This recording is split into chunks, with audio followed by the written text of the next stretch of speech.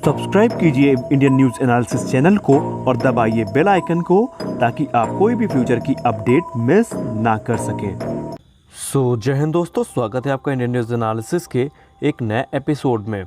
जैसा कि आपको पता है कि भारत और चीन के बीच में जो विवाद है वो लगातार बढ़ रहा है और भारत चीन के हर नापाक इरादों का जवाब काफ़ी मुस्तैदी के साथ दे रहा है। तो ऐसे में अब अगर युद्ध होता है तो चीन को इसकी बहुत बड़ी कीमत चुकानी पड़ सकती है। जी हाँ, अगर चीन को ये लगता है कि युद्ध करके सिर्फ भारत को नुकसान होगा तो शायद ये उसकी बहुत बड़ी गलतफहमी है। और एक यही कारण है कि चीन ने अभी तक भारत से युद्ध नहीं किया है, क्योंकि उसे भी शायद पता है कि अगर भारत के साथ युद्ध हुआ तो चीन को बहुत कुछ खोना पड़ सकता है। तो आइए जानते हैं इस सब के बारे में विस्तार से। दोस्तों, आक्रामकता और दुनिया को अपने क्षेत्र में मिला लेने की बेचैनी चीन को महंगी पड़ेगी। चीन जिस विस्तारवादी नीति को लेकर के आगे बढ़ रहा है वही उसके लिए बड़ी मुसीबत का कारण बन सकती है। दुनिया के बड़े देश इस बात को बाखूबी समझ रहे हैं कि दुनिया में चीन इकलौता ऐसा देश है जिसे रोकना हर किसी के लिए बहुत ज़्यादा ज़रूरी है। फिर चाहे वो अमेरिका है या ब्रिटेन हो या फिर फ्रांस हो या ऑस्ट्रेलिया या फिर जापान हो, इन देशों के साथ चीन का किसी न किसी मुद्दे पर विरोध है और विवाद भी है। ऐसे में चीन भारत के खिलाफ आक्रामकता का प्रदर्शन कर रहा है, जिसके जरिए वह नासमझी और मूर्खता के नए पैमाने गढ़ रहा है। यदि चीन ने भारत के साथ युद्ध की हिमाकत की तो ये उसके लिए किसी बुरे सपने से ज़्यादा होगा और उसकी आने वाली पीढ़ियों को इस चीज़ का मलाल हमेशा होता रहेगा अगर चीन ने युद्ध किया। यहाँ पे आपको बता दें कि युद्ध हुआ तो दुनिया की सबसे बड़ी सेना के सामने दुनिया की सबसे पेशेवर और पराक्रमी सेना की चुनौती होगी। 2017 में डोकलाम विवाद में चीन को पीछे हटना पड़ा था और ताज़ा मामला गलवान घाटी का है, जहां भारतीय सैनिकों ने अपने 20 शहीद भाइयों का बदला लेने के लिए 40 से ज़्यादा चीनी सैनिकों को मार गिराया था। इतना बड़ा नुकसान होने के बावजूद चीन मरने वाले अपने सैनिकों की संख्या तक बताने का साहस नहीं कर पाया है। वहीं आज चीन का जब एक Su-35 मार गिराया गया है तो चीन ने इसको लेकर के भी उल्टे सीधे बयान जो हैं वो दुनिया के सामने रखे थे। इतना बड़ा नुकसान होने के बावजूद भी यहाँ चीन कुछ भी खुल करके नहीं बताता है और वो चीन ये बता रहा है कि चीन जो है अपने आक्रामकता का प्रदर्शन लगातार गलवान घाटी के पास करता रहा है और शायद आगे भी करता रहेगा।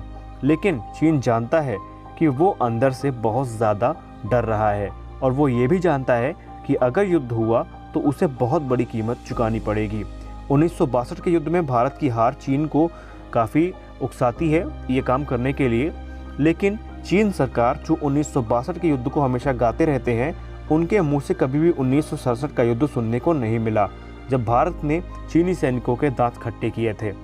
इसके जरिए 1962 के युद्ध के जरिए या इस तथ्य के जरिए वो भारत को लगातार बौना साबित करने की कोशिश में लगा रहता है। हालांकि 2020 की परिस्थितियां बिल्कुल विपरीत हैं। रणनीतिक लिहाज से भारत अब चीन का सामना करने के लिए तैयार है।